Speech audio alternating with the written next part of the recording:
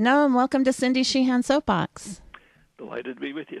Oh, we're very honored to have you, and all my listeners are very, very excited about this. I got dozens of questions for you, and I know we don't have time to ask dozens, so I kind of picked the representative sample from my listeners. So let's just get right into it. My first question, or the first question for you, is from Anthony Gumbrell in Seattle, Washington, and he says, how is President Obama different from, and how is he the same as President Clinton and President Bush?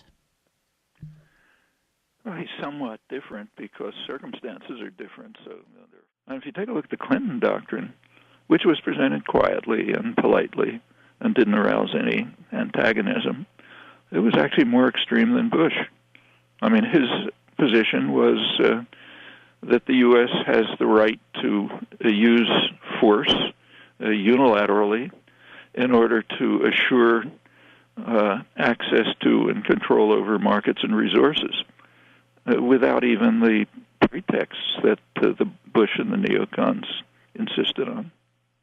Well, right. And I think that when something that I say about the Obama administration is that it's just a kinder, gentler face. Well, let's go on to the next question. We're talking about Great Britain. This one comes from Great Britain. This question from a listener I apparently listens on the internet. His name is Richard Simons. And this is a very interesting question, I think. If the president invited you, Professor Chomsky, to be part of an advisory team like President Roosevelt's Brains Trust in 1932, what would you advise the president now to his three greatest priorities? Well, there are so many. First of all, the assumption is inconceivable, but let's put that aside.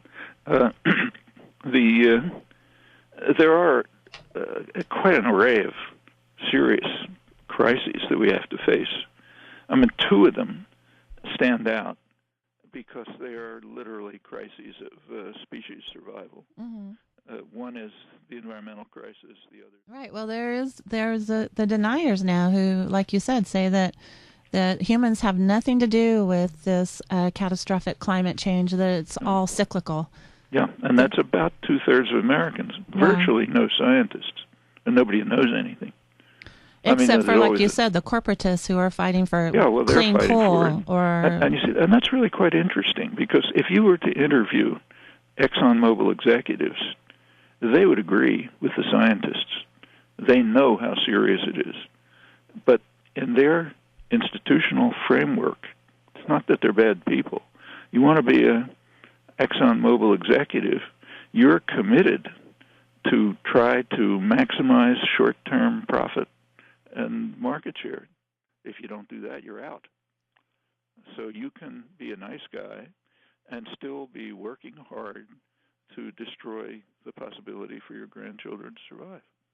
And that's due to 1886 when corporations were given 14th Amendment protection without any of the responsibilities, and their only responsibility is to turn a profit for their shareholders. Well, it was mentioned in Santa Clara, 1886. It was